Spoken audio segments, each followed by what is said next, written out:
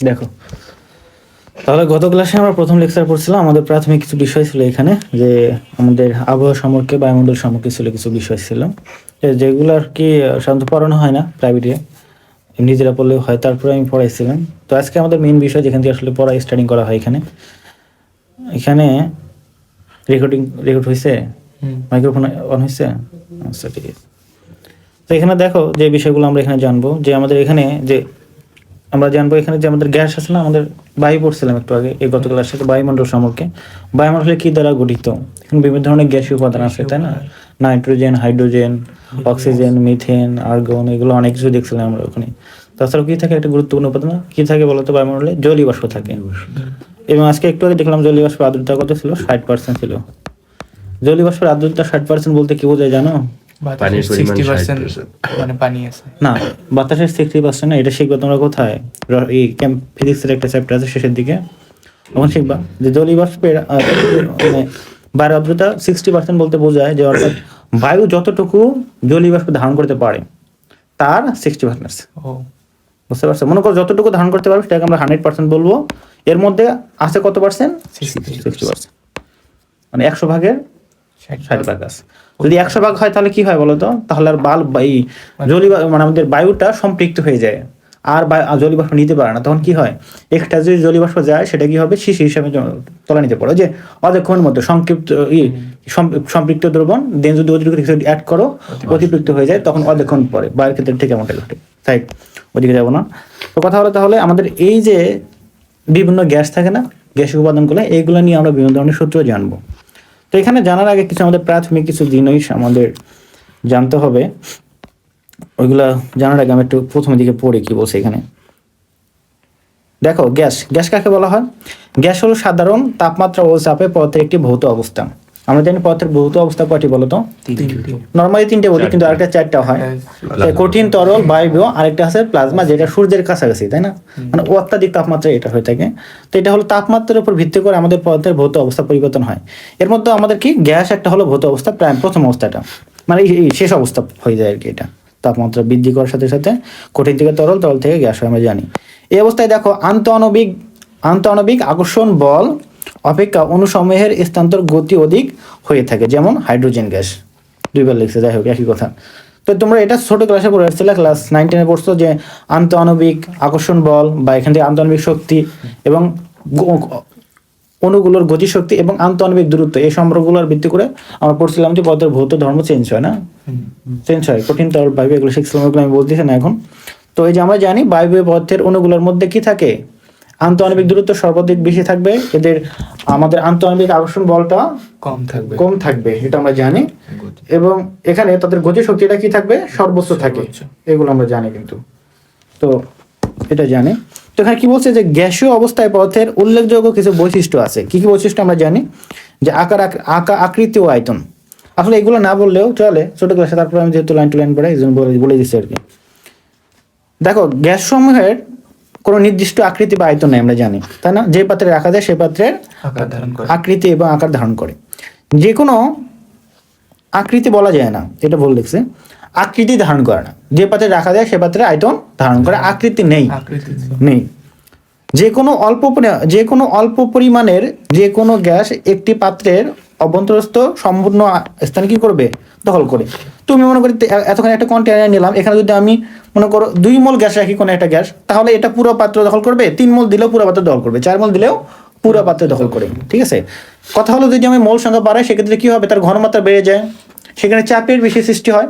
এবং ঘনমাত্রা বাড়াইতে থাকলে কি হবে? চাপ অনেক বেশি হবে, একটা কি হয়? সেটা তরল হয়ে যায়। যেটা আমরা যে বাসায় রান্না করা সিলিন্ডারে দেখি না, ওখানে কিন্তু প্রাইমারি লেভেলে গ্যাস যখন ওখানে ইনপুট করা হয়, দেওয়া হয়, প্রথম দিকে কি ছিল? গ্যাসই থাকে। এবং দ্বিতীয় যখন অনেক হয়ে যায় তখন সেটা কি হয়ে যায়? লিকুইড হয়ে যায়। চাপ থাকে এখানে, চাপের কারণে লিকুইড হয়ে যায়। ওকে, এখন দেখো গ্যাসের ঘনত্ব। উত্তপ্ত গ্যাসের ঘনত্ব কি হবে? কম হবে। এমনি জানি কেন গ্যাসের ঘনত্ব খুবই কম, কারণ গ্যাসের অণুগুলো কি থাকে? দূরে দূরে থাকে, তাই না? দূরে দূরে অবস্থান করে। তো যদি তাপ আরো বাড়ানো হয়, এদের গতিশক্তিগুলো বেড়ে যায়, এরা দূরে দূরে ছুটে যায়, এদের দূরত্ব বেড়ে যায়, আন্তঃআণবিক দূরত্ব, ফলে এদের ঘনত্ব আর কি হবে? কমে যায়, এটা জানো তোমরা। তাই আবার অধিক চাপে কি হবে? গ্যাসের ঘনত্ব বৃদ্ধি পায়। চাপ প্রয়োগ করলাম মানে কি? বাইরে থেকে চারপাশ থেকে আমরা চেপে ধরলাম, কাছাকাছি আসবে না, তো এটা কি হবে, ঘনত্ব বৃদ্ধি পাবে। দেখো চাপে আয়তনের কি হয়, সংকোচন হয়, এটা বললামই, তার বলবো না। তাপে আয়তনের কি হয়, সম্প্রসারণ হয়। আমরা জানি যে গ্যাসের মধ্যে আমরা জানি যে কোনো পদার্থের ক্ষেত্রে যদি তাপ প্রয়োগ করি, তাপ শক্তি নিয়ে কি করবে, তার গতিশক্তি বৃদ্ধি করবে। গতিশক্তি বৃদ্ধি করলে কি হয়, পদার্থের অণুগুলো বা কণাগুলো কি হয়, দূরে দূরে চলে যায়। ঠিক আছে, এই জন্য কি হবে, তাদের আয়তন বৃদ্ধি পাবে। বিস্তারিত বললাম না, এই ছোট ভাষায় পড়ছো। সমসত্ব মিশ্রণ ক্ষমতা। সমসত্ব মিশ্রণ বলতে কি বোঝায়, এমন একটা মিশ্রণ যেখান থেকে তাদের মিশ্রিত উপাদানগুলো পৃথক করা যায় না, দ্রবণের ক্ষেত্রে পড়ছিলাম আমরা এমনটা। তো এখানে সমসত্ব মিশ্রণ বলতে এই যে বায়ুতে দেখো বিভিন্ন ধরনের গ্যাসগুলা, হাইড্রোজেন, অক্সিজেন, নাইট্রোজেন, আর্গন সবকিছু মিশ্রণ অবস্থায় আছে। নর্মালি আমরা এখানে আলাদা দেখতে করতে পারি, আমরা পারি না, আলাদা দেখতে পারি না, দেখা তো যায় না, পারি না কিন্তু। তো এটাই হলো কি একটা সমসত্ব মিশ্রণ, অর্থাৎ এটা সমসূত্র মিশ্রণ তৈরি করতে পারে গ্যাসগুলো। ঠিক আছে, পরস্পর বিক্রিয়াহীনভাবে বিক্রিয়া করে না কিন্তু। দেখো এখানে নাইট্রোজেন নর্মালি কি নাইট্রোজেন হিসাবে আছে, অক্সিজেন আছে, হাইড্রোজেন, এগুলো কিন্তু একটার সাথে একটা বিক্রিয়া করতেছে না। তো এটা কি বলছে, একটা বিক্রিয়াবিহীন একাধিক গ্যাস সকল অনুপাতে পরস্পরের সাথে কি সম্পূর্ণরূপে মিশ্রিত হয়ে সমসত্ব মিশ্রণ তৈরি করে, নর্মাল মিশ্রণ না। আমাদের মিশ্রণ দুই প্রকার, একটা সমসত্ব, একটা হলো অসমসত্ব।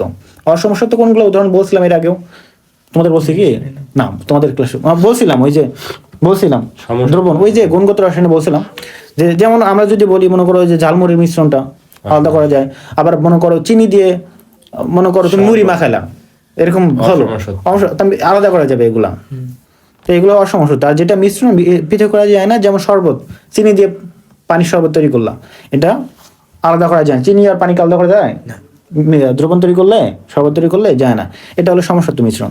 ওকে, এখন দেখো গ্যাস সূত্র সমূহ, এই যে প্রকৃতির গ্যাসগুলো আছে এইগুলো নিয়ে বিভিন্ন আমাদের সম্পর্ক স্থাপন করা হয়েছে, যেদেরকে বলা হয় গ্যাসের সূত্র। অর্থাৎ গ্যাসের তিনটা প্রপার্টিস আছে, কয়টা, তিনটা। যেমন এখানে আমরা বললাম একটা কি আছে বলতো, তাপমাত্রা একটা ব্যাপার আছে, অর্থাৎ গ্যাসটা কোন তাপমাত্রায় আছে।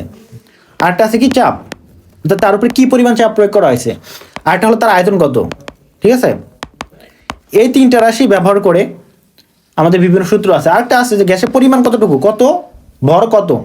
আসলে গ্যাসে আমরা ভর এইভাবে তো পরিমাপ গ্রামে প্রকাশ করি না, আমরা কি মোল আর আয়তন হিসাব করি, পড়ছো না ক্লাস 9-10 মোল আর আয়তন। তাই আয়তন এখানে মোল আর আয়তন, এই যে আয়তনটা বলছি তো, আয়তন না, আয়তন বলছি, তো এখানে মোল হিসাবে থাকে আর কি। ঠিক আছে, কত মোল আছে এটা আর কি। ওকে, একটা মোল আর আয়তন থাকে একটা বিষয়, আর একটা তো আয়তন একটা লিটার এককে থাকে আর কি। তো দেখো এখানে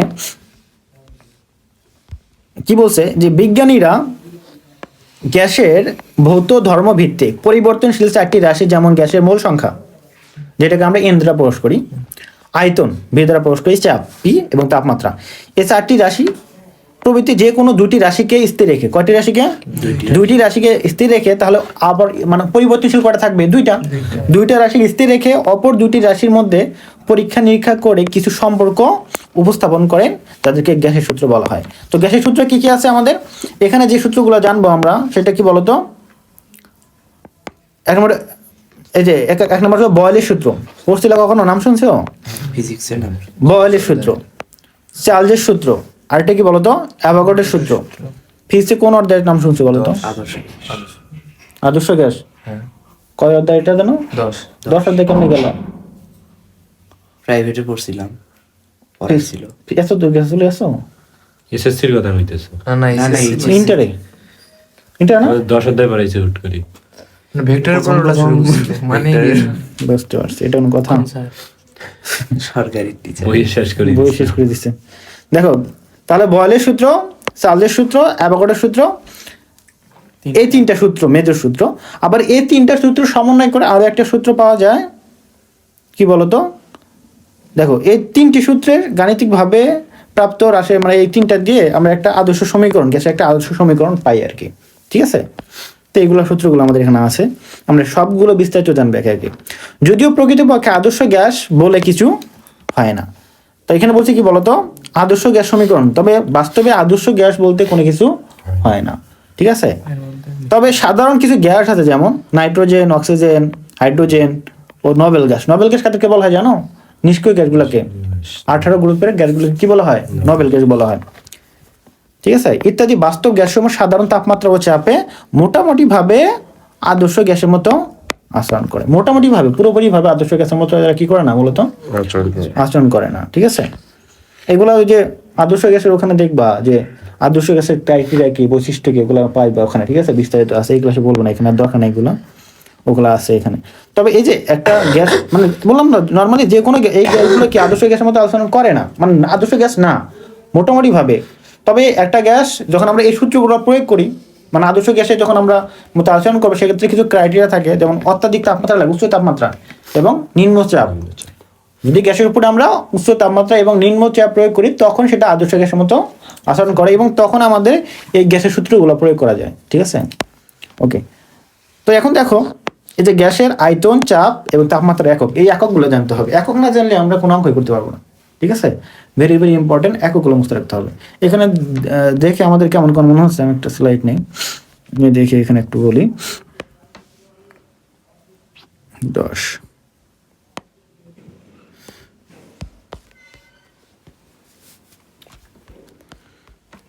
প্রথমে চলে আসি যে আয়তনটা, বিষয়টাকে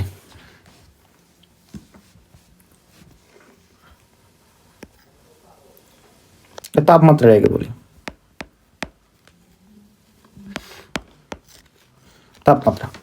তাপমাত্রা নিয়ে তোমরা ছোট ক্লাসে পড়ছো, আবার দেখবা তোমরা ফিজিক্সের সেকেন্ড পার্টের প্রথম অধ্যায় আছে, কি আছে বলো তো, তাপগতিবিদ্যা আছে, ওখানে অনেক পাইবা। তাপমাত্রার বিভিন্ন একক আছে, বুঝছো? তবে তাপমাত্রার বিভিন্ন একক আছে, এর মধ্যে যেমন একটা আমাদের প্রচলিত একক কি বলতো, সেলসিয়াস, ডিগ্রি সেলসিয়াস। তারপরে কি আছে বলতো, কেলভিন আছে, ফারেনহাইট আছে। এইগুলো আমি নিলাম, আমরা ব্যবহার করি, এবং তাদের মধ্যে একটা সম্পর্ক আছে, জানো? পড়ছো না? পড়ছো? তাই আমি আর বললাম না, তাহলে সম্পর্ক আছে, তো এগুলো লাগবে না সম্পর্ক আমাদের এখানে। ঠিক আছে, এই যে কেলভিনটা, এটা মেইনলি আমার এস একক কোনটা, কেলভিনটা এস। তো এদের একটা আমাদের প্রতিটা তাপমাত্রার ক্ষেত্রে একটা ঊর্ধ্ব স্তরাঙ্ক থাকে, একটা কি থাকে, নিম্ন স্তরাঙ্ক থাকে। যেমন সেলসিয়াসের ক্ষেত্রে হলো 0 ডিগ্রি নিম্ন স্তরে, আর 100 ডিগ্রি ঊর্ধ্ব। এই যে এটা একটু জানতে হবে, 273 আর 373। এটা কত বলো তো, 32 আর কত বলো তো, 180। বুঝছো? তাহলে এগুলো লাগবে না, কোনটা লাগবে, এই যে এটার সাথে একটা সম্পর্ক লাগবে। তাহলে এই যে কেলভিন স্কেলের ক্ষেত্রে আমাদের দেখা যায় যে সেলসিয়াস স্কেল থেকে কেলভিন স্কেল করতে হয় অঙ্কের ক্ষেত্রে, সেক্ষেত্রে কি করতে হয়, হ্যাঁ 273 যোগ করলে হয়ে যাবে। নর্মালি দেখো, এই যে 0 ডিগ্রি পরে গেলে কি হয়ে যায় বলো, তাপমাত্রা ঋণাত্মক হয়ে যায় না? 0 ডিগ্রি নিচে আসলে কি হয়ে যায়, তাপমাত্রা, এই যে ফ্রিজের তাপমাত্রা ঋণাত্মক থাকে। তো এই যে ঋণাত্মকতাকে পরিহার করার জন্য মেনলি আমাদের এই যে এই তাপমাত্রার, এটাকে পরম তাপমাত্রা বলি আমরা, এই তাপমাত্রা যে ইউজ করা হয় আর কি, কেলভিন স্কেলের তাপমাত্রা ইউজ করা হয়। এখানে কি বলতো, 0 ডিগ্রি নিচে আসলে কি ঋণাত্মক হবে, -5 কি হবে, -5 ডিগ্রি সেন্টিগ্রেড, মানে কি এখান থেকে 273 বিয়োগ 5 যেটা হবে সেটা হলো ঋণাত্মক, তো হলো না, তাই না? এই যে ঋণাত্মককে পরিহার করার জন্য মেনলি এটা করা হয়। ঠিক আছে, করা হয়েছে আর কি। তো এখানে কি জানবো আমরা, তাপমাত্রা নিয়ে কেন বলতেছি, যে এখানে বিভিন্ন ধরনের তাপমাত্রা দেওয়া থাকবে, এবং তাপমাত্রা প্রকাশের বিভিন্ন ধরনের আমাদের একক আছে। এর মধ্যে যদি একটা বলি, একটা হলো STP, standard temperature and pressure. এখানে আমাদের তাপমাত্রা, স্ট্যান্ডার্ড টেম্পারেচার এন্ড প্রেসার, এখানে এই যে টেম্পারেচারটা কত, 25 ডিগ্রি সেন্টিগ্রেড। ঠিক আছে, এসটিপি তে তাপমাত্রা কত, 25 ডিগ্রি সেন্টিগ্রেড। চাপটা এখন বলতেছি না, এটা পরে বলতেছি। তো এইটা আবার একটা তাপমাত্রা ব্যবহার করা হয় বলতো, আরেকটা তাপমাত্রা ব্যবহার করা, সেটা কি বলতো, এটিএম। আরেকটা তাপমাত্রা আছে, সেটা কোথায় বলতো, এনটিপি একটা আছে। আরেকটা কি বলতো, এসএটিপি। মানে এই যে এগুলো আয়তনগুলো এক করার জন্য কয়েকটা আছে, আমরা সবগুলো দেখতে চাই আগে। এটা একটা জিনিস, আমরা আগে কোনটা আছে প্রথমে, এখানে এগুলো আছে, এগুলো আমরা বেশি আছে দেখবো। এখানে তাপমাত্রা আছে না, তাপমাত্রা আগে দেখি কি বলছে এখানে। তাহলে তাপমাত্রা দেখো, বহুকাল যাবৎ তাপমাত্রা প্রকাশের জন্য সেলসিয়াস স্কেল, ফারেনহাইট স্কেল ব্যবহৃত হয়ে আসছে। বর্তমানে সেলসিয়াস স্কেলের ঋণাত্মক মানকে পরিবর্তন করার জন্য কি করা হয় বলতো, পরম তাপমাত্রার স্কেল ব্যবহার করা হয়, যেটা কেলভিন স্কেল তাপমাত্রা। ঠিক আছে, এগুলো লাগবে না। এই যে মেইনলি কি বলতো, এখানে আমাদের এই যে এগুলো একটা রিডিং দিবা, যে এই যে এখানে মনে করো যে আমাদের স্বাভাবিক তাপমাত্রা বা কক্ষ তাপমাত্রা যেটা ইউজ করি আমরা, সেটা কত বলতো, 25 ডিগ্রি সেন্টিগ্রেড তাপমাত্রা, যেটা হলো সেলসিয়াস। এটা একটা মুক্ত করবা। কেলভিন স্কেল কত হবে, এই যে 273 সাথে যোগ করলে হয়ে যায়। এটা একটু মনে রাখবা। এখানে বিভিন্ন ইতে দেখবা যে এসটিপিতে এসটিপিতে ক্ষেত্রে স্ট্যান্ডার্ড টেম্পারেচার অ্যান্ড প্রেশার কত, আমাদের তাপমাত্রা কত বলো তো? 25 ডিগ্রি। 25 ডিগ্রি সেন্টিগ্রেড তাপমাত্রা। সরি, এটা ভুল বলছি এখানে, মানে এসটিপিতে এটা 0 ডিগ্রি ধরা হয়, মানে ওটা হলো আমাদের কক্ষ তাপমাত্রা 0 ডিগ্রি বা 273 কেলভিন, আর এখানে আমাদের ওটা বলিনি, ওটা বাদ। আর এনএটিভিতে ইএসএটিভিতে সেক্ষেত্রে আমাদের তাপমাত্রা কত হয় বলো তো? 25 ডিগ্রি, উল্টো হয়ে গেছে, 25 ডিগ্রি। আরেকটা আছে কি বলতো, এটা বলে দেয়, সেটা হলো এনটিপি। কি বলতো? এনটিপি, এটা ন্যাচারাল টেম্পারেচার অ্যান্ড প্রেশার, এখানে হলো 20 ডিগ্রি। এটা মনে, ঠিক আছে? তাহলে এটা তাপমাত্রা গেল। এখন কি আসছে বলতো আমাদের? আয়তন। আয়তনকে মিলে আমরা ভি দ্বারা প্রকাশ করি, তাই না? ভি, ভি আয়তন বলতে কি, কোনো একটা জিনিস যে আয়তন দখল করে থাকে তার কি বলা হয়, মানে যে জায়গা দখল করে থাকে তার কি বলা হয়? আয়তন বলা হয় আর কি। তো আয়তনে আমরা বিভিন্ন একক জানি। আমরা নর্মালি দেখো যে আমাদের এই যে আমরা তেল কিনি বা লিকুইড কিছু কিনি, বা আমরা যে পানি কিনি বা তেল যে কোনো কিছু একটা কিনি, স্পিড কিনি, ঠান্ডা কিনি, লেখা দেখো যে 250 ml, তাই না? 250 ml লেখা আছে, আবার 1 লিটার লেখা আছে। এগুলো আমরা একটু জানি কিন্তু আয়তন পরিমাপের একক। তো এখন দেখো, তবে আমাদের এই যে অঙ্কগুলোতে যেগুলো ব্যবহার করা হবে মেইনলি কোন কি একক ব্যবহার করা হয়ে থাকে বলো তো? ছোট ক্লাসে পড়ছো তোমরা, ওই যে পরিমাণগত কিনা পরিমাপ অর্ধেক পড়ছো গণিতে, ওখানে দেখবো আমরা বিভিন্ন ধরনের এককের মধ্যে কনভার্সন শিখছিলাম। ওই যে পুকুরের মধ্যে কত লিটার কত পানি ধরে, মানে কত লিটার পানি ধরে এরকম শিখছিলাম, চৌবাচ্চার মধ্যে কত লিটার পানি ধরে।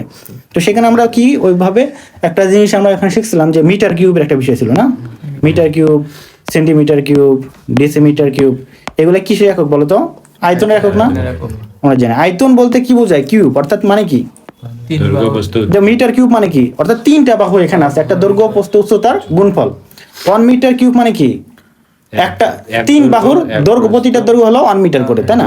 তো এখানে আমাদের অঙ্কের ক্ষেত্রে মেনলি এস একক কোনটা বলো তো? Metre cube.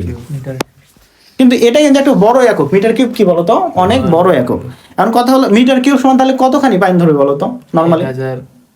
1000 লিটার। অনেক, কিন্তু 1 মিটার কিউব হয়তো মনে হচ্ছে 1 মিটার কিউব তো অল্প একটু জায়গা হতে পারে, এক বললাম, কিন্তু এটা তার মানে দেখো এমনিতে নর্মালি দেখো 1 লিটার একটা পানির বোতলে, ছোট একটা পানির বোতল না, এখানে 1 লিটার ধরতেছে।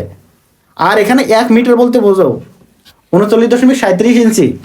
এতখানি চারদিকে যাও তুমি একটা এরকম, হ্যাঁ এটা আবার কি বর্গাকার, তাই না? চারদিকে যা এরকম এরকম একটা ট্যাঙ্ক হবে, এখানে 100 লিটার 1000 লিটার ধরবে, এটা হলো 1 মিটার কিউব। তো এখানে আমাদের কি জানতে হবে, এই যে কনভার্সনগুলো জানতে হবে। নর্মালি কি আমাদের ব্যবহার করি, এখানে লিটার ব্যবহার করা হয়ে থাকে আর মিটার কিউব ব্যবহার করে থাকে। তো এদের মধ্যে সম্পর্কগুলো জানতে হবে। তো প্রথমে আসি কি এখানে বললাম,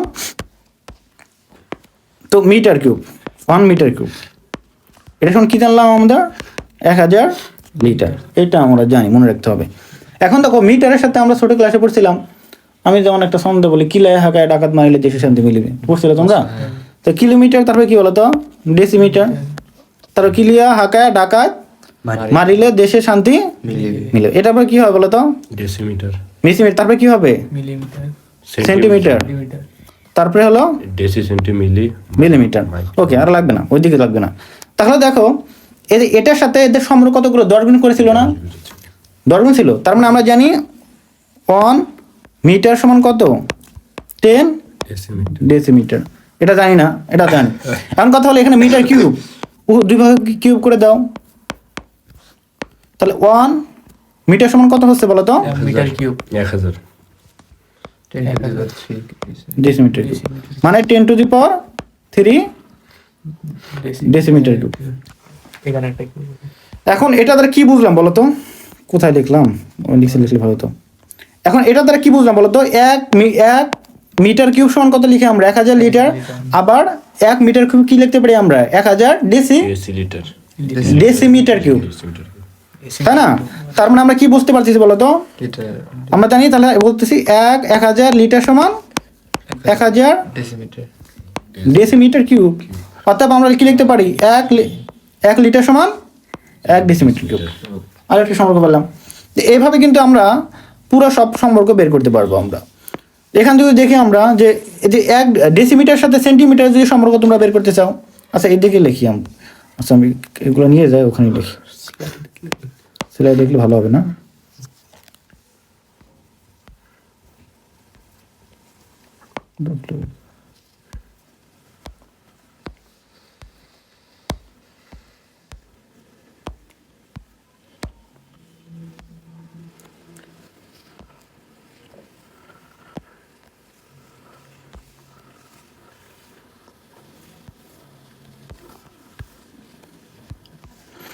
দেখো তাহলে কিন্তু এইটা আমরা সমগ্র জানলাম। এখন দেখো এই ডেসিমিটার এবং সেন্টিমিটারের মধ্যে যদি আমরা একটা সম্পর্ক বের করি তাহলে কি হবে বলো তো? 1 ডেসিমিটার সমান কি লিখি আমরা? 10 সেন্টিমিটার। 10 সেন্টিমিটার। ওকে, তাহলে এখন যদি কিউব করে দিই তাহলে কি হবে? 1 ডেসিমিটার কিউব সমান কত হবে? 10 to the power centimetre. Centimetre. ঠিক আছে, তা এটা সমান আমরা কি লিখতে পারি? এটা সমান কি লেখা যায় বলো তো? লিটার লেখা যায় কিনা? 1 লিটার, একটু আগে দেখে আসলাম 1 লিটার লেখা যায়। তার মানে এই যে এটা কি 1000 সেন্টিমিটার কিউব, আবার এটা সমান আমরা কি জানি 1 লিটার সমান কত লিখতে পারি? 1000 ml। তার মানে দেখো তো এখন আমরা এইটার সাথে এইটা তুলনা করতে পারি কিনা? তার মানে লিখতে পারি যে 1000 ml সমান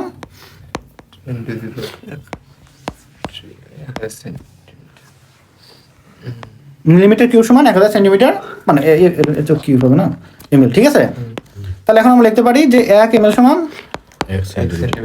1 সেন্টিমিটার। এইগুলো ইকুয়েশন গুলো জানতে হবে। তাহলে আমাদের কি কি জানলাম আমরা এখানে? 1 মিলিমিটার কিউব, 1 সেন্টিমিটার কিউব যদি আমাদের কোনো কোথাও বের হয় ওটা বের করতে পারবো 1 ml। ঠিক আছে, এটার সাথে বের করতে পারবো 1 লিটার সমান কত হলো? 1000 ml, এটা জানি আমরা। 1 মিটার কিউব সমান কি? 1 মিটার কিউব সমান 1000 লিটার। 1 ডেসিমিটার, এটা তো জানি। 1 ডেসিমিটার কিউব সমান কত হলো? 1 ডেসিমিটার কিউব সমান 1000 সেন্টিমিটার কিউব। এগুলো জানলাম। তো এইগুলো ইকুয়েশন আমাদের একটু খেয়াল রাখতে হবে। অঙ্ক করার ক্ষেত্রে আমাদের মিটার কিউব আসবে, সেক্ষেত্রে আমাদের লিটার করব। ঠিক আছে, ভাবতে হবে লিটার। বা ডাইরেক্ট অঙ্কের মধ্যে কি দেওয়া থাকবে? যে আয়তন দেওয়া থাকবে যে ডেসিমিটার কিউব, 1 ডেসিমিটার কিউব। আমাদের তাহলে কি বুঝবো? 1 লিটার। কত? সহজে 1 লিটার দেওয়া থাকবে না, আমাদের দেওয়া থাকবে এভাবে, আমাদের বুঝে নিতে হবে কি আছে? 1 লিটার আছে। ওকে, তাহলে আমাদের এটা আয়তন শেষ। তাহলে আয়তনের ক্ষেত্রে দেখবা এগুলো এখন বলছে, এই যে এগুলো সম্পর্কগুলো আছে। ঠিক আছে, এগুলো দেখে নিবা। এখন হলো চাপ। চাপের ক্ষেত্রে কি কি আছে দেখো, চাপটা আগে বুঝে আসি। চাপটা তো এখানে নাই, ও বলে নাই। চাপ কাকে বলে?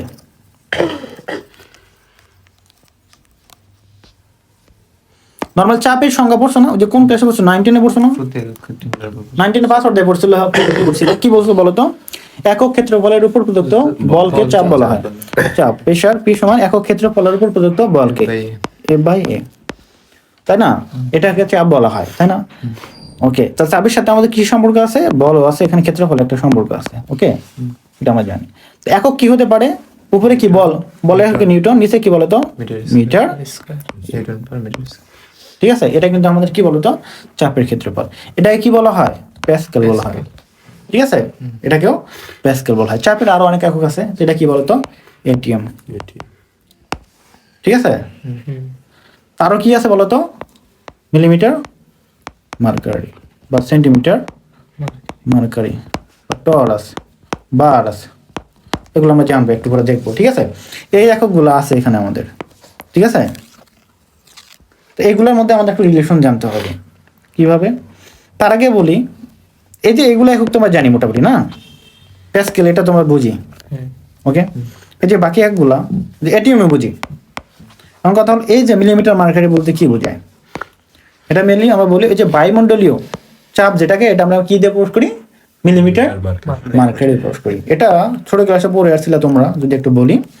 কোথায় পড়ে আসছিলা? ওই যে ওই অর্ধেই পড়ছিলা যে টরিসেলির একটাই ছিল না? টরিসেলির একটা বিজ্ঞানী টরিসেলি কি করছিল? তিনি কিন্তু টরিসেলি নাম অনুসারে কিন্তু আমাদের এই যে মিলিমিটার মার্কারি এটা আসছে, মনে আছে তোমাদের? টরিসেলি কি করছিল? যে এই যে একটা পাত্র নিছে, ঠিক আছে, পাত্রের মধ্যে কি আছে বলতো? পারদপূর্ণ। মিলিমিটার মার্কারি মানে কি? পারদ। এই পারদপূর্ণ একটা কন্টেইনার আছে। এখানে কি করছে বলতো? তিনি একটা টিউব নিয়েছেন এভাবে, কাছের, এক মুখ বন্ধ আর এই মুখটা কি বলতো? খোলা। খোলা, ভিতরে আছে। তো এখন কথা হলো বিষয়টা কি ঘটছে? অনেকে অনেকভাবে বোঝায়, নর্মালি এক কথায় একটাই, খোলাটা নিলে যা হবে বদ্ধটা নিলেও একই হবে। এই যে তাপে কিন্তু সব থেকে বেশি প্রসারণ হয় কোনটা? তাপে কতটুকু প্রসারণ হয় এগুলো, বা বৃদ্ধি পায় আয়তন, তাপমাত্রা বৃদ্ধিতে, এগুলো একটা ব্যাপার আছে। এগুলো পরে শিখবা, আমাদের পরে দেখবা আর কি, ইয়ের মধ্যে দেখবো, তাপগতিবিদ্যার মধ্যে আছে। তো এখন ওগুলো কিছু বলবো না। তো এই যে এখানে দেখো যে এই যে তাপমাত্রা বা চাপের কারণে আর কি। এখানে দেখো এই যে আমাদের মনে করো তুমি যে এই টিউবটা যদি মনে করো পারদে পূর্ণ করেও রাখো একই কথা, খালি দিলেও একই কথা, ঠিক আছে। কেউ হয়তো বলে যে আমি এই যে কাঁচের টিউবটা পারদ পূর্ণ করে উল্টা করে বসাইলাম আমি পাত্রতে, কে বলবে খালিটা আমি বসাইলাম, দুই ক্ষেত্রে একই ঘটনা ঘটবে। কি ঘটবে দেখো, বায়ুমণ্ডলে একটা চাপ আছে কিনা, আছে। বায়ুমণ্ডলে একটা চাপ আছে, এখানে তো অনেক ডিপলি পড়া বোঝানো যায়। বায়ুমণ্ডলে একটা চাপ আছে, এবং চাপের ক্ষেত্রে একটা জিনিস জানি আমরা, দেখো চাপ বা পাশ থেকে চার পাশ থেকে যদি কম্প্রেশন করা যায়, চাপ প্রয়োগ করা যায়, সেক্ষেত্রে কিন্তু কি হয় বলতো, যে মনে করো তো আমি এই যে একটা ধাক্কা দিলাম পাশ থেকে চাপ প্রয়োগ করলাম, তাই না, একটা চাপ প্রয়োগ করলাম, এই জন্য কি হবে সে বা ওই দিকে অন্য দিকে হেলে যায়, আমি যে দিক থেকে চাপ প্রয়োগ করবো তার বিপরীত দিকে হেলে যাবে। তো নর্মালি দেখো আমাদের কিন্তু বায়ু কিন্তু আমাদের চাপ প্রয়োগ করতেছে কন্টিনিউয়াসলি, কতটুকু বলতো, এই যে কত বলতো 760 মিলিমিটার মার্কারি। এই যে 760 মিলিমিটার মার্কারি, এটা আমরা কিভাবে জানলাম, এটা জানলাম এই যে টর্চেলির এই কাজটা থেকে, ঠিক আছে। তো এটা টর্চেলি কি কাজ করে একটু পরে বলতেছি। তার একটা জিনিস দেখো, এই যে বায়ু কিন্তু আমাদের চারপাশ থেকে কি করতেছে, প্রেশার প্রয়োগ করতেছে, বায়ু তো আমাদের চারপাশে আছে না, তো আমরা পড়ে যাচ্ছি না কেন, এটা কি ভাবছো কখনো? বায়ু আমাদের প্রেশার চাপ দিচ্ছে, চাপের সাথে বলের সম্পর্ক আছে, তার মানে বল দিচ্ছে, তাই না, বায়ু আমাদের কি দিচ্ছে, বল দিচ্ছে, তারপরে আমরা পড়তেছি না কেন, কোনো দিকে হেলে পড়তেছি না কেন, কেননা চারপাশ থেকে সমানভাবে দিচ্ছে। কোন একটা জিনিসের উপর চারপাশ থেকে সমানভাবে বল দিলে সেটা কি হয়ে যায়, না কষে যায়, কি হবে, যদি এই পাশ থেকে আমি বল দিলাম, এই পাশ থেকেও দিচ্ছি, তার মানে কি হয়ে যাবে, নিউট্রাল হয়ে যাবে। এই যে এটাকে যদি আমরা চারপাশ থেকে সমান বলে ধাক্কা দেই, তাহলে কোনো দিকে যাবে না, যে কোনো একদিক দিয়ে দিলে কি হবে, বিপরীত দিকে চলে যাবে, ঠিক আছে, এই জন্য কিছু হয় না। আবার একটা জিনিস কি বলতো, একটা জিনিস আছে এখানে, একটা জিনিস দেখছো কিনা, চারপাশ থেকে সমান না দিলে অবস্থা খারাপ হয়ে যাবে। মনে করো যে এই যে একটা কাঁচ মনে করো, একটা টিউব, যে কোনো একজন টিউব বা কন্টেনার বা টেস্ট টিউব মনে করো, বা যে গ্লাসের জারটা যেটাই বলো, মনে করো ওটার মধ্যে দেখো, ওটা কিন্তু কি আছে, ভাঙে কি, তুমি একটা কাঁচের টিউব রাখছো নর্মালি আছে না,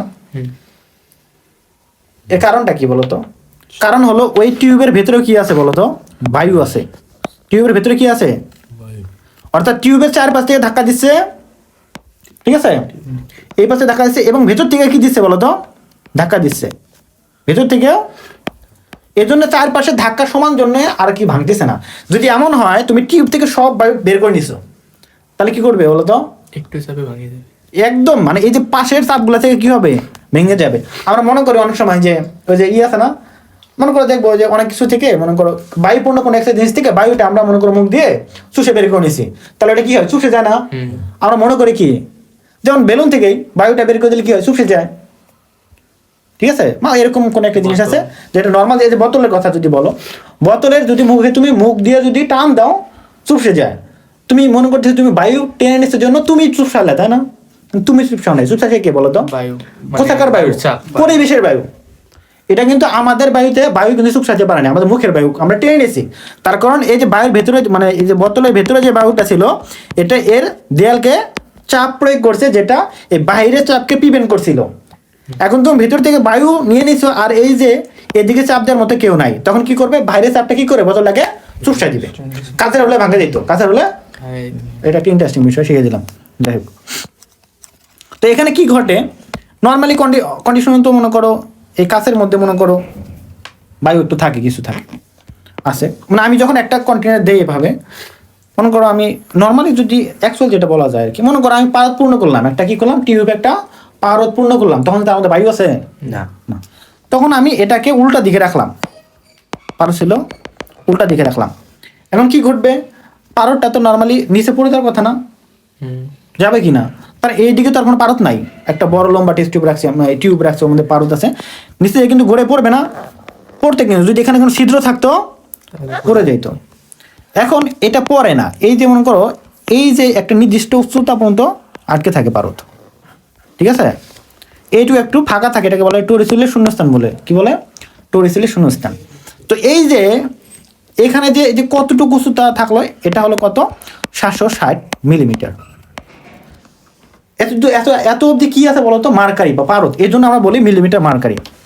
এটা কিভাবে বুঝলে এখন বলি, এই যে মনে করো পরিবেশে একটা চাপ আছে কিনা, চাপ আছে না, পরিবেশের একটা চাপ কি করতেছে, এই যে খারাপ পাত্রের মধ্যে কি করতেছে, ক্রিয়া করতেছে, এই চাপটা কি করতেছে, এই চাপটা মনে করো এই সরাসরি কি যায়, পারদের এই যে আমার টেস্ট টিউবের ভেতরে চলে যায়, তাহলে এই টেস্ট টিউবের দিকে একটা কি চাপ প্রয়োগ করে, বল প্রয়োগ করে, যার কারণে পারদটাকে উপরের দিকে তুলে ধরে। তো এই পারদের কতটুকু তুলে ধরতে পারলো? 760 মিলিমিটার। তো এই যে মার্কারি 760 মিলিমিটার অবধি ধরে রাখতে পারলো, মানে বায়ুচাপ মার্কারিকে 760 মিলিমিটার অবধি ধরে রাখতে পারলো, এই জন্য আমরা বলি এটাকে 760 মিলিমিটার মার্কারি। তবে তুমি যদি অন্য পদার্থ নাও এখানে মার্কারি পরিবর্তে, সেক্ষেত্রে এই দূরত্বটা কি হবে? কমিশে হবে। সেক্ষেত্রে ওটা অন্য মার্কার বলবো আমরা, বুঝছো, নির্দেশক বলবো। সেক্ষেত্রে মনে করো 760 মিলিমিটার পানি দিতে পারো, পানি যদি খুবই কম ওঠে, পানির প্রসারণ খুবই কম তাপে নর্মাল। এই জন্য দেখো যে আমরা পারদ থার্মোমিটার বলি না, জ্বর মাপার থার্মোমিটার গুলা, ওগুলোর ভিতরে কি থাকে? পারদ। কারণ একটু তাপমাত্রার কারণে কি হয়? ওঠে। অনেক প্রসারণ ঘটে, বুঝতে পারছো? এতে প্রসারণ অনেক বেশি, অল্প চাপের কারণে এটা উপর দিকে উঠে যায়। কত দূর ওঠে? 760 মিলিমিটার মার্কারি, বুঝছো? তাহলে এই যে 760 মিলিমিটার মার্কারি মূল্য। তো এই যে 760 মিলিমিটারকে আমরা কিসে নিতে পারি বলো তো? সেন্টিমিটার না? সেন্টিমিটার কি হবে তাহলে? 76.0 মিলিমিটার মার্কারি, বুঝতে পারছো? এগুলো একটু মনে রাখতে হবে। ওকে, এটাকে আমরা কি বলি আমরা বলতো? এই যে এটাকে আবার বলি 1 ATM। কি বলি? 1 ATM। বুঝতে পারছো? আরেকটা আছে কি বলতো? প্যাসকেল আছে, এইটাকে মনে রাখতে হবে। কি বলতো? প্যাসকেলটা কি বলতো? এই যে আমাদের 1 ATM, তাহলে এই যে রিলেশনটা মনে রাখবো। 1 ATM সমান কত? 76 সেন্টিমিটার মার্কারি। 760 মিলিমিটার মার্কারি সমান কত লেখা যায় বলতো? এই যে প্যাসকেল, কত প্যাসকেল? 101.325 প্যাসকেল। Kilo Pascal. এই যে তাহলে 101325, এটা আমরা আবার কোথায় পড়বো বলতো? এটা তো কিলো প্যাসকেল। এটা আবার আমরা পরিমাণগত রসায়নে পড়বে এগুলা, মনে আছে? হ্যাঁ, এটা হলো কি? প্যাসকেল। Kilo Pascal. এটা প্যাসকেল না, এটা দশমিক নাই। এটা হলো কি বলতো? 101325, আমি ধরবো পরের দিন। 101325 প্যাসকেল। কিলো প্যাসকেল মানে কি? 1000 দিয়ে ভাগ দাও, 1 তাহলে এটা হয়ে যাবে এখানে, তো এটা হয়ে যাবে কিলো প্যাসকেল, বুঝতে পারছো? ওকে, এখন এটা সম্পর্ক। দেন আরো সম্পর্ক আছে, কি বললাম? বার। এই যে টর আর বার বলছিলাম না, এই যে এটা দেখো। তাহলে এই যে 1 ATM সমান কি লেখা যায়? 760 টর লেখা যায়, সমান কি লেখা যায়? 1 বার। তার মানে কি বুঝলাম? 1 ATM সমান 1 বার। তাহলে 1 ATM যে কথা, 1 বার একই কথা। আমরা জানি 1 বার সমান কি জানি বলো তো? 760 মিলিমিটার মার্কারি। এটা সমান কি লেখা যায়? 1 বারো। এদের 760 টর। তার মানে টর আর বার কি সমান না? না, টর আর মিলিমিটার। টর আর মিলিমিটার মার্কের সমান না? হ্যাঁ। তাহলে 1 মিলিমিটার মার্কের সমান 1 টর। ঠিক আছে, তাহলে এই যে এই সমীকরণটা একটু মনে রাখতে হবে, ঠিক আছে? ওকে, এগুলো মনে রাখবা। তো এখানে আমাদের শেষ, এগুলো কিছু বলবো না। ওকে, এই যে বললাম 760 মিলিমিটার মার্কারি, এটা হলো কোথায়? এটা আমরা জানি সব জায়গায় পড়বা। 0 ডিগ্রি সেন্টিগ্রেড তাপমাত্রায় 45 ডিগ্রি অক্ষাংশে সমুদ্র সমতলে যে পরিমাণ চাপ, বায়ুচাপ 760 মিলিমিটার পারদ স্তম্ভের চাপের সমান হয়। ওই যে দেখালাম চলছিল এই বিষয়টা, এটাকে কি বলা হয়? 1 ATM বলা হয়, ঠিক আছে? 1 ATM বলা হয়। ওকে, এগুলো একটু পড়বা, এগুলো তো দেখালামই আমি, এখানে শেষ, এগুলো আর কিছু নাই।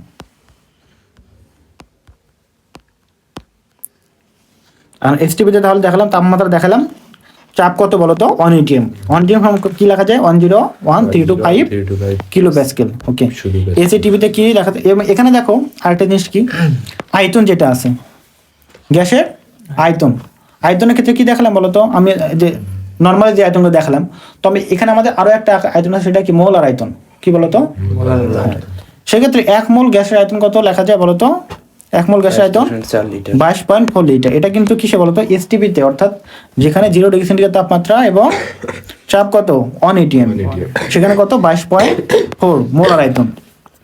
22.4, হ্যাঁ, এটা মোলার আয়তন। কিন্তু আমি কি 22.4 পড়বো নাকি 414? না, 22.4 বলে হবে, লিটার পার মোল। ওকে, কিন্তু এটা যদি আমরা একক পাল্টে যাই, যেমন এসএটিভিতে, সেক্ষেত্রে আমাদের কি লেখা যায় বলতো? মোলার আয়তন কত লেখা যায়? 1 মোলার আয়তন কত বলতো? সেক্ষেত্রে 24.789 লিটার পার মোল, ঠিক আছে? 24.789 হ্যাঁ টিভিতে 0 এসে টিভিতে 25 ওকে, এটা মনে রাখতে হবে একটু। 22.4 ওকে, 20.7 তো এইগুলো একটু বুঝতে পারতে হবে, মুক্তবিদ্যা এখানে অনেক আছে, ঠিক আছে। তাহলে এসএটিভিতে গ্যাসের মোলার আয়তন কত লিটার, কত হবে বলো তো? এসএটিভি 7, 8, 9, 9 এগুলো একটু মনে রাখতে হবে। তো এখন চলে যায় আজকে এটা একটু বলি। তো প্রথম সূত্রটা কি বলো তো? বয়েলের সূত্র। বয়েলের সূত্রের মধ্যে দেখো আমাদের তাহলে কি, এই যে অনেকগুলো আমরা সূত্রগুলো যেগুলো আছে গ্যাসের সূত্র, এখানে প্রথমে কি দেখলাম বয়েলের, তারপর দেখলাম চার্লসের, তারপরে কি অ্যাভোগাড্রোর সূত্র। তো বয়েলের সূত্র, এবং দেখছিলাম আমরা এখানে 4টা রাশির মধ্যে 2টা স্থির থাকবে আর 2টা নিয়ে। তো এখানে স্থির থাকবে কি, আর আমাদের কি নিয়ে আলোচনা করব? স্থির থাকবে হলো আমাদের তাপমাত্রা। বয়েলের তাপমাত্রা এবং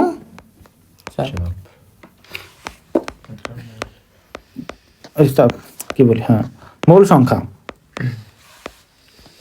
মোলার আয়তন। তাহলে তাপমাত্রা এবং মোল কি থাকবে? স্থির থাকবে, বা পরিমাণটা, গ্যাসের পরিমাণটা আমাদের কি থাকবে? স্থির থাকবে। পরিবর্তনশীল কি হবে তাহলে? চাপ আয়তন আয়তন চাপ। আর চাপ। বলবা এটা গ্যাসের পরিমাণ, গ্রাম একক বলতে পারো বা মোল এককে বলতে পারো, ঠিক আছে। ওকে, তো এটা তাহলে এখানে বিষয়টা কি, আমাদের সমীকরণটা যদি বলি, এখানে আমাদের কিছু বলতে হবে না, যে সূত্রটা কি বলতো? স্থির তাপমাত্রায় নির্দিষ্ট ভরের কোনো গ্যাসের আয়তন, তাপমাত্রা কি স্থির, নির্দিষ্ট ভরের, ভরকে তুমি মোলে কনভার্ট করতে পারো, নির্দিষ্ট ভরের কোনো গ্যাসের আয়তন ওই গ্যাসের উপর প্রযুক্ত চাপের ব্যস্তানুপাতিক। বয়েলের সূত্র, এটা হলো বয়েল সূত্র।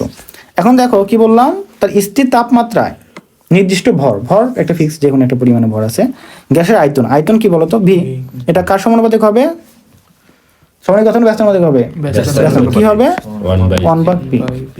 ওকে, আমরা তো সমানুপাতিক ব্যস্তানুপাতিক পড়ি, জানি, ছোট ক্লাসে 8 থেকে পড়ে আসতেছি। ওকে, তাহলে এটা হলো, তার মানে কি, এটা দ্বারা কি বোঝায় বলতো? এখানে যদি মনে করো একটা নির্দিষ্ট একটা পাত্রের মধ্যে মনে করো কি আছে বলতো? চাপ বাড়লে আয়তন কমে। গ্যাস আছে, এটা গ্যাস আছে। যদি এখানে আমরা চাপ বাড়াই দেই, অর্থাৎ আমরা এই যে এইটা কি করলাম, আমরা চাপ দিয়ে নিচের দিকে নিয়ে আসবো, বুঝছো? নিচের দিকে এটুকু নিয়ে আসলাম, গ্যাসগুলো কিন্তু ভেতরে থাকবে, গ্যাসগুলো কিন্তু আমরা কম্প্রেস করে ভেতরে নিয়ে আসলাম। তাহলে উপর দিকে চাপ প্রয়োগ করলাম, মনে করো চাপ আগে ছিল কত? এইটুকু যখন ছিল তখন ছিল মনে করো 1 atm, চাপ দিয়ে কি করলাম? 2 atm করে দিলাম, আয়তন কি হবে? কমবে। তাহলে একটা বাড়াইলে আরেকটা কি হবে? কমবে। আবার যদি আমরা চাপটা কমাই দেয় আয়তনটা কি হবে? বাড়বে। তো এরকম একটা বিষয় এখানে ব্যস্তানুপাতিক।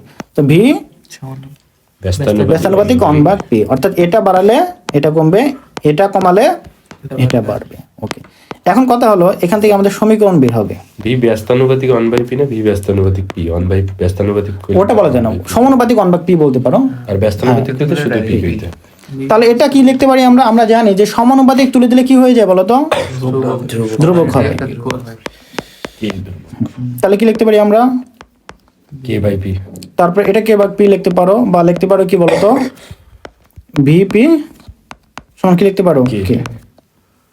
বা নরমাল যে p v লিখি সমান কি লেখা যায়? k লেখা যায়, তাই না? তাহলে কি দাঁড়ালো আমাদের? এই যে বলে যেটা আমাদের সূত্র আছে যে v সমানুপাতিক 1/p, এখান থেকে পাচ্ছি আমরা pv লিখি, pv সমান সমান কি লিখি আমরা? কি। তারা যে কোনো আয়তনের গ্যাসের ক্ষেত্রে যদি বলি, সব ক্ষেত্রে একটাই হবে, ইকুয়েশন হবে, সেটা কি হবে? যে আমাদের এই যে চাপ এবং আয়তনের গুণফল সবসময় কি হবে? একটা ধ্রুবক হবে, ঠিক আছে। এজন্য আমরা বলতে পারি যে কোনো গ্যাসের ক্ষেত্রে বা যে কোনো অ্যামাউন্টের গ্যাসের ক্ষেত্রে এটা একটা ইকুয়াল একটা রাশি হবে, সবার ক্ষেত্রে একই হবে। এজন্য আমরা এটাকে কনভার্ট করে এরকম করতে পারি যে p1 v1, বা এই গ্যাসের ক্ষেত্রে এরকম হবে p2 v2 p3 v3। অন্য গ্যাসের ক্ষেত্রে কে বের হবে, তো কে সব জায়গায় কি হবে? কনস্ট্যান্ট একই। তো এরকম একটা জিনিস লিখতে পারি, ঠিক আছে। এখন দেখো এটা থেকে আরো আমরা জিনিস একটু বের করতে পারি। এখন পিবিটা কি, এটা একটা জিনিস জানা আছে। পিবিটা কি? পিবি কি বলতে পারবে কেউ? প্যাসকেলের আয়তন। পিবি তো এটা জানে। পিবি কি প্রকাশ করে আর কি, দেখো পিবি কি প্রকাশ করে একটু বলি। এখানে পি মানে কি বলতো? চাপ। চাপ মানে কি বলে? একটু আগে বললাম, বল ভাগ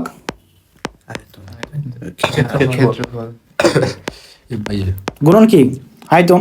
আয়তন মানে কি বলতো? ক্ষেত্রফল কোন দৈর্ঘ্য, অনেকটা দৈর্ঘ্য। ওকে, সমান কে। পিবি সমান কিন্তু কে, পিবি যে কথা, কে কিন্তু একই জিনিস। তো এখন দেখো ক্ষেত্রফল যদি কাটা যাও কি থাকে সমান কে। এখন বলের সাথে কোন একটা দৈর্ঘ্য গুণ দিলে কি হয় বলো তো? বল গুণের সমান সমান কি? কাজ ডাব্লু। তার মানে এটা কি পিবি কি বোঝায় বলো তো? কাজ বোঝায়। পিবি হলো কাজ, এটা মনে রাখতে পারে। এটা বিভিন্ন এমসিকিউ হিসেবে থাকতে পারে, কাজ হতে পারে এখানে। ওকে, তো এখানে এগুলো ছিল এখানে মনে পড়া। আমরা আরো একটু আমাদের অনেক কিছু আছে, তো আমরা একটু দেখি এখানে কি কি রিডিং আছে, একটু রিডিংটা দেই। দেখো স্থির তাপমাত্রায় কত নির্দিষ্ট স্থির তাপমাত্রা, যেটা টি, তাই না? ওকে, এন মোল পরিমাণ ভর বিশিষ্ট কোনো গ্যাসের উপর প্রযুক্ত চাপ কি? পি বা পি ওয়ান এখানে বলতে পারি। এবং আয়তন কি বলতো? ভি হলে সূত্র কি হবে? ভি অন সমানুপাতিক অন ভাগ পি, এই যে সূত্রটা হবে, এটা আমরা জানি। ওকে, এরকম যদি পি টু হয়, ভি টু হয়, সেক্ষেত্রে আমাদের এটা হবে। তো সকল ক্ষেত্রে কিন্তু একটা দুর্ভোগ হয় কে, এজন্য আমরা কি লিখতে পারি? এই সমীকরণটা লিখতে পারি, অর্থাৎ পি ওয়ান ভি ওয়ান সমান পি টু ভি টু। এটা দিয়ে আমরা অনেক অঙ্ক করবো। ওকে, এখন একটা জিনিস যেটা শিখবো আমরা, এই যে এর একটা আমরা লেখচিত্র জানবো। এই সমীকরণটা আছে না, এই সমীকরণগুলো আমাদের লেখচিত্র জানতে হবে। তার আগে একটা কথা, যে এখানে আমরা কি বলছিলাম বলতো? কি স্থির থাকে বলতো? তাপমাত্রা। তাপমাত্রা যেহেতু স্থির থাকে, এই জন্য আমরা এই তাপমাত্রা স্থির থাকার কারণে এই সূত্র থেকে যে লেখচিত্র পাবো সেটাকে আমরা কি বলবো বলতো? আইসোথার্ম। কি বলবো? আইসোথার্ম। আইসোথার্ম মানে কি? তাপমাত্রা একই। আইসো মানে একই, থার্ম মানে কি? তাপমাত্রা। অর্থাৎ তাপমাত্রা একই মানে কি হবে? সমষ্ণ লেখ। কি হবে? সমষ্ণ। সমষ্ণ মানে কি? উষ্ণতা একই, তাপমাত্রা একই। তাহলে এই যে বয়লের সূত্রের তাপমাত্রার, বয়লের সূত্রের লেখচিত্র কি হবে? বুঝতে বলা আইসোথার্ম। কি বলা হবে? বা সমষ্ণ লেখ বলা হয়ে থাকে। এটা একটু মনে রাখতে হবে। তো এই যে লেখচিত্রগুলো যদি আমরা একটা খেয়াল করি, নর্মালি ক্ষেত্রে যে আমাদের যে সূত্রটা কি বলতো? তার মধ্যে পি ভি সমানুপাতিক ওয়ান ভাগ পি না? তাহলে আমাদের সূত্রটা হলো পি এবং ভির মধ্যে, এদের মধ্যে সম্পর্কটা কি? ব্যস্তানুপাতিক না? একটা বাড়লে কি হবে? একটা কমবে। তো প্রাইমারি অবস্থায় তুমি ফিগারের দিকে খেয়াল করো। দেখো মনে করো শুরুতে কখন, এখানে তো কারো তো জিরো ছিল না, জিরোতে শুরু হয়েছে কি না? তো মনে করো আমি যেখানে শুরু করব সেখানে আমার কোনো নির্দিষ্ট একটা জায়গায় দেখি আমরা এখানে যখন ধরি, প্রথম কেন শুরু হবে না? জিরোতে কেন শুরু হবে না? কারণ তুমি তো নির্দিষ্ট একটা অ্যামাউন্টের কি নিছো? গ্যাস নিছো, তার নির্দিষ্ট একটা আয়তন আছে, নির্দিষ্ট একটা কি আছে? চাপ আছে। ওখানে কোনো কারো জিরো আছে? জিরো আয়তন থাকলে তার তো এক্সিস্টই করতেছে না, তাহলে গ্যাসই নাই। জিরো চাপ হলে কি হবে? জিরো চাপ বলতে কিছু আছে? নাই, এখানে তো চাপ তো একটা থাকবে। এজন্য কিন্তু আমাদের হিটার কি জিরো থেকে হবে না। এখন কথা হলো, যেহেতু একটা অপরটা কি ব্যস্তানুপাতিক, অর্থাৎ একটা বৃদ্ধি করলে এটা কি হবে? সর্বনিম্ন হবে। এটা এই দিকে দেখো, যখন দেখো এই যে আমাদের এখানে আমাদের এটা এক্স অক্ষ বরাবর হলো চাপ এবং ওয়াই অক্ষ বরাবর কি বলতো? আয়তন। ঠিক আছে, ওকে। তার মানে দেখো আমি ধীরে ধীরে কি বাড়াচ্ছি বলতো? চাপ বাড়াচ্ছি। আমি শুরু করলাম এখান থেকে, ভি আমার কত? অনেক এমএল আছে। কি আছে বলতো? এমএল। কত এমএল? এখানে মনে করো 37 এমএল সাপোজ এখানে আছে, 37 এমএল আছে। তখন সেক্ষেত্রে তার চাপ কত হবে? একটা চাপ হবে, মনে করো এই চাপটা ছিল, ঠিক আছে? মনে করো কত? 700 600 হবে, 700 ধরলাম, 700 মিলিমিটার মার্কারি ছিল এখানে। এখন কথা হলো আমি কি করলাম? চাপটা ধীরে ধীরে বাড়লাম, তাহলে কি হবে? আয়তন কমবে না বাড়বে? একটা বাড়লে একটা কমবে। এই ধীরে ধীরে কমতেছে, ধীরে ধীরে এটা ধীরে ধীরে বাড়তেছে, এটা ধীরে ধীরে কমতেছে, এটা ধীরে ধীরে বাড়তেছে, এটা ধীরে ধীরে কমতেছে। এখন কথা হলো যে সমীকরণগুলো, এই যে আমাদের সূত্রটা প্রতিটা মানে প্রতিটা ক্ষেত্রে আমাদের একটা কি নির্দিষ্ট তাপমাত্রায় ব্যবহার করা হয় না? তাহলে এই যে প্রথম যে লেখটা আমরা এটা দেখলাম, এটা কিন্তু কি বলতো? কত তাপমাত্রায়? টি অন তাপমাত্রা। দেখো এখানে কিন্তু আমার 3টা লেখ আছে। কয়টা লেখ? 3টা তাপমাত্রার ক্ষেত্রে, ভিন্ন তাপমাত্রার ক্ষেত্রে। তাহলে টি অন তাপমাত্রার ক্ষেত্রে আমাদের কোনটা? এইটা। টি টু তাপমাত্রার ক্ষেত্রে সেম আমাকে হবে এরকম হলো। আরেকটা হলো T3। এখন বলতে হবে তোমাদের কথা দেখবা না। এখন বলো এখানে আমরা 3টা ভিন্ন তাপমাত্রার ক্ষেত্রে 3টা লেখ পাইছি। একটা দেখতেছি নিচের দিকে আছে, একটা উপর দিকে, আর একটা উপর দিকে। কোন ক্ষেত্রে আমাদের তাপমাত্রা বেশি? 3টা ভিন্ন লেখ দেখতেছি আমরা, 3টা ভিন্ন লেখ, তাই না? এক্ষেত্রে কোন লেখে তাপমাত্রা বেশি? তাপমাত্রায় লেখটা মানে উপস্থাপন করা হয়েছে T1 T2 T3, এর মধ্যে বড় কোনটা? T1 বড় না T2 বড় না T3 বড়? T3 কেন? আয়তন বাড়ছে ওখানে। না না, আয়তন কমলে চাপ বাড়বে, T1 বাড়বে না, তিন বড়। তাপমাত্রা। দেখো এই যে একটা আমরা জিনিস দেখি, এটা কিভাবে বুঝবো? আমরা একটা জিনিস জানি, তাপমাত্রা বাড়লে কি হয়? আয়তন বাড়ে। তাপমাত্রা বাড়লে আয়তন বাড়ে এবং চাপও বাড়ে। হুম। তাপমাত্রার সাথে এদের সমানুপাতিক সম্পর্ক বলতে পারো, একটু পর আমরা জানবো। যেমন চার্লসের সূত্রটা কি বলতো? তাপমাত্রার সাথে সম্পর্ক, তাপমাত্রার সাথে সম্পর্ক। এরপর আরেকটা আছে, ঠিক আছে, লে-গুসাকের সূত্র আছে। লে-গুসাক না, গে-লুসাকের সূত্র, ওকে তো দেখবো আমরা একটা, মানে এদের মধ্যে সম্পর্ক আর কি। যদি এটা এখানে উল্লেখ করে নেই, গে-লুসাকের সূত্র, একটু পরে আমরা ওটা দেখবো, ঠিক আছে। তো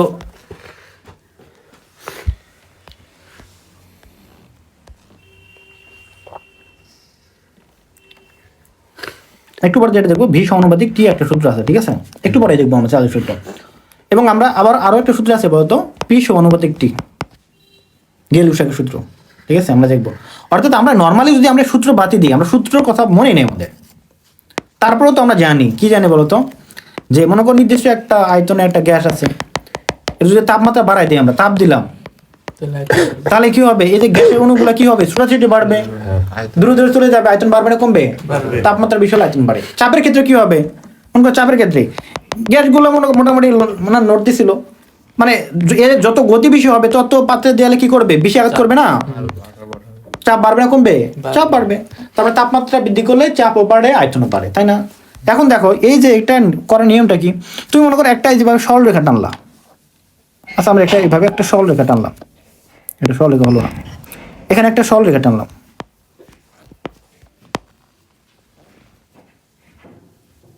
আচ্ছা টানলাম। যেহেতু আমরা সরল রেখা টানলাম, কিসের কোন অক্ষের সমান্তরালে বলতো? অয়ক্ষ। অয়ক্ষ কি নির্দেশ করতেছে? আয়তন। আয়তন। এবং কার সাথে লম্ব? এক্স অক্ষ। তার মানে এই সরলরেখায় বরাবর আমাদের কি বলতো, এই অবস্থানেও আমাদের কি এখানে বলতো চাপ, যা এখানেও তাই এখানেও তাই, চাপ ফিক্স কিনা? পরিবর্তন শুধু কি হয়েছে বলতো? আয়তন। আয়তন। অর্থাৎ এটার আয়তন কম, এটা আয়তন বেশি, এটা তার থেকে বেশি হলে এটা। তাহলে আয়তন সব থেকে বেশি কোনটার ক্ষেত্রে? চাপ তো তিনটার ক্ষেত্রে সমান, T3। সমান কিনা?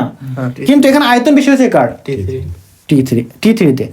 তার মানে এখানে যেহেতু আয়তন বেশি, তার মানে এটার তাপমাত্রা বেশি হবে না কম হবে? বেশি হবে। তার মানে তাপমাত্রা বেশি হলে আয়তন কি হয়? এই জন্য আমরা বলতে পারি T3 কি হবে? বড়, কারণ তার আয়তনটা বেশি। এখানে তাপমাত্রার সাথে আয়তনের কি সমানুপাতিক সম্পর্ক। এই জন্য আমাদের কি লাগবে এখানে? এই দেখো T3 বড়, তারপরে T2, তারপরে T1। বুঝতে পারছো? ওকে, এটা হলো কথা।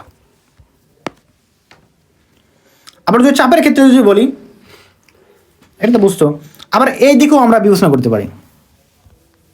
আমি যখন লম্বভাবে দেখালাম ওইদিকে, সেম অবস্থা, তখন কি হবে? এই প্রতি অবস্থানে কে ফিক্স বলো তো? আয়তন ফিক্স। বৃদ্ধি পাইছে কে? চাপ কোনটা বেশি? এটা সবথেকে বেশি না? বেশি। আচ্ছা বেশি, তারপরে চাপ যেটা বেশি হবে সেটা তাপমাত্রা কম না বেশি হবে? বেশি হবে। বেশি। এই জন্য T3 বেশি। তুমি যে দিকে বোঝো ওইদিকে। ওকে, এটা আমরা বুঝলাম। এখন কথা হলো আমরা এই যে লেগগুলা শুনবো, একটু পড়বো। তাহলে এখন দেখো তো আমাদের সূত্রটা কার মধ্যে ছিল বলতো? ভি এবং পির মধ্যে। তো এই যে আমরা এটা মনে রাখবো যে এই যে বলের সূত্র লেগটা হলে কি বলতো? হাইপারবোলার বা অধিবৃত্ত। কি বলতো? হাইপারবোলার বা অধিবৃত্ত। যদি এটা নিয়ে একটা কনফিউশন আছে, এটা এই অধ্যায়ে পড়তে কনফিউশন হবে না, এটা হবে ওই যে প্রাসের সূত্র ওখানে গিয়ে, বুঝছো? ওখানে একটা ঝামেলা করে ফেলছে। প্রাসের সূত্র লিখে দেখছে বলো অধিবৃত্ত, বাংলা লেখছে অধিবৃত্ত, ইংলিশে লিখছে কি? প্যারাবোলা। হবে হলো হাইপারবোলা, লিখে রাখছে প্যারাবোলা। সো ওটা তো এমসিকিউ আসলে তো ওটা বুঝবে না টিচাররা। অপশন দেওয়া হলো প্যারাবোলা, হবে কি বলতো? হাইপারবোলা। প্যারাবোলার বাংলা কি? উপবৃত্ত। মানে ওটা ভুল করছে, ভুল লিখছে, ওটা রাইটও করতেছে না। এখন তো মনে করো যে মেডিকেলে বিশেষ করে ওরা তো আর ওসব অত কিছু বোঝে না, প্রশ্ন তুলে দেবে, ওটা দেখাতে হবে। ওই কি আছে, এটা আছে। হ্যাঁ, ওটাই অ্যান্সার, রাইট। তো এই যে এই দুটার মধ্যে যে আমাদের লেগটা, সেটা কি বলতো? অধিবৃত্ত, ঠিক আছে। এখন একটা জিনিস মনে করো, এই দুটা থেকে আমরা কি পাই বলতো? পি পাই না? এটা কি বলতো? ধ্রুবক না? তার মানে পি এবং ভি এর গুণফল সবসময় কি হয়? বেশি হয়ে যাচ্ছে পড়া কি? এইটুকু শেষ দিয়ে দেবো। তাহলে পি এবং ভি এর গুণফল সবসময় কি হবে? ধ্রুবক, তাই না? তাহলে মনে করো সমান হবে না সমানুপাতিক হবে? সমান হবে। তাহলে এটা কিন্তু সবসময় কি হবে? একই হবে। তাহলে এই যে এখানে আমরা কি দেখলাম? P পি এবং ভির মধ্যে যে লেগ ছিল সেটা কি বলতো, এই যে এরকম হবে, এটা অধিবৃত্ত লেগ ছিল, ঠিক আছে। এবং লেগ টা কি বলতো, এটা অবশ্যই কি সমষ্ণ লেগ, কি লেগ বা আইসোট্রম, এটা মনে রাখবা। এখন কথা হলো আরো কিছু আমাদের সমীকরণ আমরা লেগ চিত্র অঙ্কন করতে পারি, সেটা কি বলতো, ভি বনাম ওয়ান ভি বনাম ইনভার্স। পি ইনভার্স, আর এটা কি বলতো পি বনাম ভি ইনভার্স, আর এটা কি পি ভি বনাম পি, আর এটা কি বলতো ভি বনাম ভি। এইগুলা কি হবে, একদম ইজি।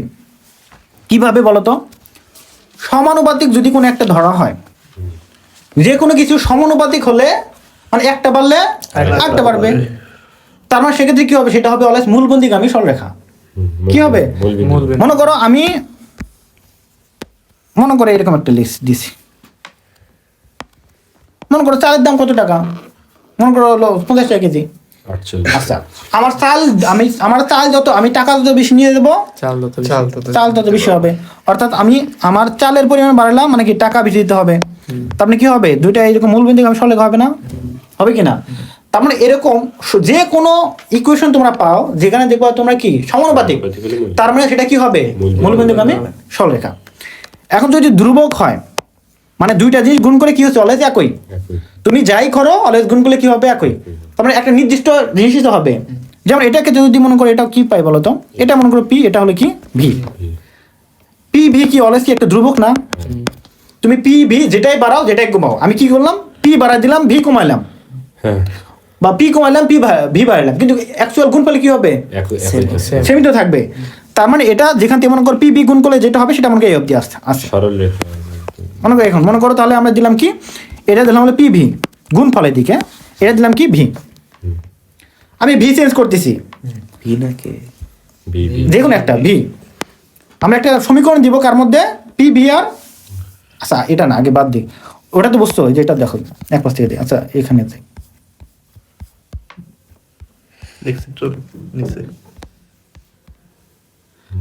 স্লাইড কোথায়, নিচের ফাঁকাটাই তো ছিল, আরো নিচে এই যে 10-এর পরে নাও।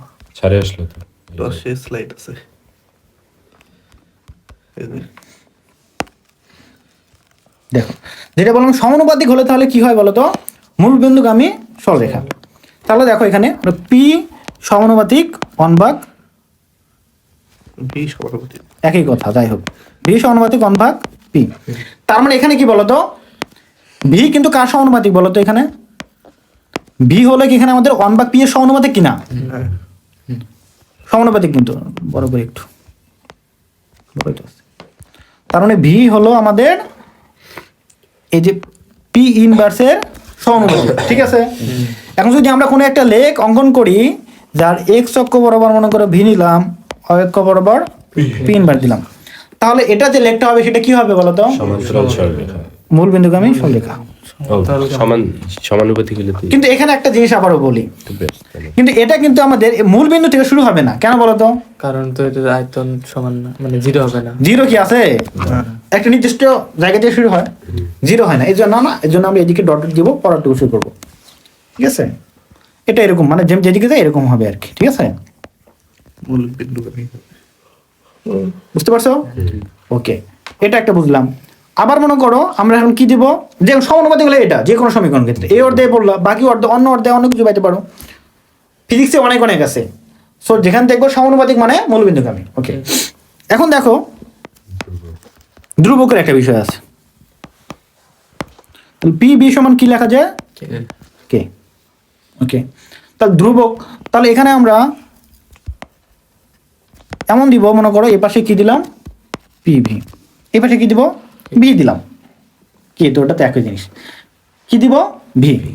তা আমি ভি পরিবর্তন করব, মনে করো যে এখানে মনে করো কত দিব, 10 গুণন কত দিব 2 5, এটা হলো পি, এটা হলো ভি, কত হয় 50। 50, কত হলো এটা ফিক্স, এটা পরিবর্তন করা যাবে না। তার মানে যদি আমরা জানি এদের মধ্যে সম্পর্ক কি, ব্যস্তানুপাতিক, পি আর ভির মধ্যে সম্পর্ক কি, অর্থাৎ এটা বাড়াইলে এটা কমবে, তাই না। তার মানে যদি মনে করো সাপোজ এটাকে আমরা কি করলাম 20 করে নিলাম, তখন এটা কত হবে 2.5। 2.5 হবে না, কিন্তু হচ্ছে কত 50, এরকম বিষয়টা। তার মানে আমরা একটাকে যত চেঞ্জ করি ভি চেঞ্জ করলে কি আমরা যদি মনে করো ভি বাড়াই তাহলে কি হবে, পিটা কমে যাবে ধীরে ধীরে, নিট গুণফলটা কি হবে ওই সেমে থাকবে। অর্থাৎ আমাদের বিষয়টা এরকম হবে, মনে করো আমাদের পিবি এখান থেকে যাত্রা শুরু করলো, মানে এটা মনে করো পরিমাণ, এটা কত মনে করো সাপোজ পিবি 50, তো আমি ভি বাড়াচ্ছি, এখানে ভি কত ছিল 5, মনে করো এখানে 5 থেকে যাত্রা শুরু করলাম আমরা, বা 5 ছিল, আমরা যদি এখন বাড়াই এখান থেকে, আমরা যদি বাড়াই তাহলে ধীরে ধীরে কি হবে, এটাই কম বেশি হবে, এই যে এইভাবে একটা সরলরেখা হবে, কি হবে এক্স অক্ষের সমান্তরাল, অর্থাৎ উপর দিকে উঠবে কি নিচের দিকে নামবে, পিবি যা ছিল তাই। এটা কিন্তু একটা নির্দিষ্ট তাপমাত্রায়, নির্দিষ্ট সেটা কত হবে T1 T2 টু, আমরা যদি এখন তাপমাত্রা বাড়াই আরো তাহলে কি হবে, লেখচিত্রের উপর দিয়ে যাবে নিচে যাবে, এটা বলো তোমরা। তাপমাত্রা বাড়াইলে হ্যাঁ, আয়তন তাপমাত্রা বাড়লে কি হবে বলো তো, তা আমাদের আয়তনও বাড়ে চাপও বাড়ে, চাপও বাড়ে। তার মানে উপর দিয়ে যাবে, তাহলে T2 তে এটা হবে, T3 তে এটা হবে, যখন কি বলো তো T3 গ্রেটার দ্যান T2, বুঝতে পারছো, ক্লিয়ার? ওকে, এখন যদি মনে করো এটা ওয়াই অক্ষের সমান্তরালে হইল না কেন, এক্স অক্ষের সমান্তরালে হইল তাহলে পিভিটা তাহলে পিভিটা নিচে দিব, নিচে দিলেই হয়। কারণ আমি কি দিছি বলতো পিভি এখানে এই আমি দিছি ওয়াই অক্ষতে, তার মানে পিভি তো অলওয়েজ ফিক্সড ধ্রুবক, তার উপর দিকে উঠলে কি বাড়ে বলতো পিভি বাড়ে, নিচের দিকে গেলে কি বাড়ে ভি বাড়ে, আমরা চেঞ্জ করতেছি কি বলতো ভি, পিভি কি বাড়বে, এই জন্য পিভি ফিক্স এই বরাবর যাচ্ছে, শুধু বাড়তেছি কি বলতো, এই যে এই অবস্থানে যদি ধরি, এই অবস্থানে পিভি, এই অবস্থানে মনে করো এই যে আমাদের ওয়াই অক্ষের মান কত পিভি থাকবে, আর এখানে ভিটা মানে 50 থাকবে যেটা হোক, আর এখানে ভিটা কিন্তু চেঞ্জ হবে, যেটা হবে সেটাই, এখানে গেলে পিভি যেটা ছিল ওটাই 50 থাকবে, ভি ভি বাড়বে, এটাই। এখন মনে করো আমি যদি এখানে ভির পরিবর্তে কি নেই, পি নেই, তাও তো সেম সেম না, হ্যাঁ কোন সেন্স আছে, তাহলে এইভাবে দেখো বিভিন্ন ধরনের ইকুয়েশন যেগুলো বলছে, সহজ না কঠিন, নিচে এরপরে তো গাণিতিক সমস্যা। তাহলে এখানে দেখো ভি বনাম পি ইনভার্স, তারপরে পি বনাম ভি ইনভার্স একই জিনিস, মূল বিন্দু যাবে, তারপরে দেখো এই যে পি ভি বনাম পি, এটা হলো সমান্তরাল। এগুলো আরো রিডিং করে বুঝাইতে হবে, তাপমাত্রা এগুলো বুঝাইতে হবে কোনটা তাপমাত্রা বেশি, এগুলা বুঝছো না, সহজ। তো এখন দেখো তাহলে কি হবে এখানে, দেখো গ্যাসের বেলায় বয়লের সূত্র, গ্যাসের বেলায় বয়লের সূত্র উচ্চ তাপমাত্রায় ও কম চাপে মানে নিম্ন চাপে বিশেষভাবে প্রযোজ্য, কিন্তু নিম্ন তাপমাত্রায় উচ্চ চাপে এই সূত্রে কি হয় বিচ্যুতি দেখা যায়। এটা যে এত একটা ভাইটাল টপিক মানে এমসিকিউ এতটা আসবে, তোমরা মনে করে এমসিকিউটা তোমরা ইন্টার ফার্স্ট ইয়ার যেহেতু তোমরা মিনিমাম 10 বার 20 বারের বেশি ফেস করবা প্রশ্নটা, ঠিক আছে, এই বিষয়টা তোমরাও দেখবা ফেস করবা, অনেক পরীক্ষার সামনে অ্যাডমিশন আছে, সেদিন আছে হ্যাঁ দেখবা এটা অনেক ফেস করবা। তো গ্যাস মানে বয়লের সূত্র মেনে চলে কি কি বলতো উচ্চ তাপমাত্রা এবং কম চাপে নিম্ন চাপে, এটা একটু মনে রাখতে হবে। তো আমরা গাণিতিক পার্টটা পরবর্তী ক্লাসে শুরু করব। ওকে, এখন তাহলে কি কি শিখলাম আমরা এখানে, আমরা এখানে দেখলাম যে গ্যাসের সূত্রগুলো কি কি আছে, এখানে আমরা শিখি নাই, শুধু বললাম, এখানে সবগুলা বলি না, কয়েকটা জানলাম। এর মধ্যে দেখো এই যে সূত্রগুলো আসলে আমরা কিভাবে পাইলাম, কিছু রাশি আছে, তাপমাত্রা, আয়তন, চাপ, আয়তন, এই তিনটাই, আরেকটা আছে মূল সংখ্যা, ওটা আমরা এখন দেই না, এবং এইগুলা কনভার্টেড করে আমরা বিভিন্ন সূত্র পাই। এর মধ্যে আমরা দেখলাম প্রতিটা এককগুলা পাইলাম, এককগুলা মুক্ত করতে হবে, ঠিক আছে, প্রতিটা এককের কনভার্সন আমাদের মুক্ত করতে হবে, আমি পরবর্তী দিন দেখবো। কারণ একক যদি কনভার্সন করতে না পারো তাহলে কি পারবো অঙ্ক, আয়তন দেওয়া আছে যে এত অঙ্ক, একটু পরে দেখবো কত আয়তন দেওয়া আছে আমাদের 2 মিটার কিউব। তো মিটার কিউব মানে কি এটা জানো, রং করতে পারবা, লিটার যদি না করতে পারো যে 2000 লিটার, তার মানে তুমি তো এখানে আটকে পড়ে গেলাম। সো এগুলো কনভার্সন করে জানতে হবে।